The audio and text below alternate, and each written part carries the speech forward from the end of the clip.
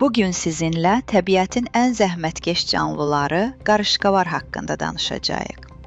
Qarışqalar yer üzündə təxminən 140 milyon ildir yaşayan və ən yaxşı təşkilatlanmış həşəratlardan hesab olunur. Alimlər bu günə qədər 14 mindən çox qarışqa növü müəyyən ediblər və hesab edirlər ki, hələ kəşf edilməmiş çoxlu növlər də var. Bəzi iri qarışqa koloniyaları gün ərzində yuvalarına 2500-ə qədər həşərat və digər xırda canlı daşıya bilir.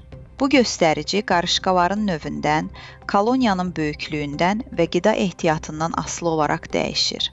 Qarışqalar koloniya adlanan böyük ailələr şəklində yaşayırlar. Hər koloniyada kraliça, işçi və erkək qarışqalar olur. Kraliçanın əsas vəzifəsi yumurta qoymaq, işçi qarışqaların vəzifəsi isə qida toplamaq, yuvanı qorumaq və sürfələrə qulluq etməkdir. Bu kiçik canlılar öz bədən çəkilərindən 10 dəfədən 50 dəfəyədək ağır yük daşıya bilmələri ilə məşhurdurlar. Onlar bir-biri ilə əsasən feromon adlanan kimyəvi siqnallar vasitəsilə əlaqə saxlayır. Qida mənbəyini tapdıqda digər qarışqaları da həmin istiqamətə yönləndirirlər. Qarışqalar təbiətdə mühüm rol oynayırlar.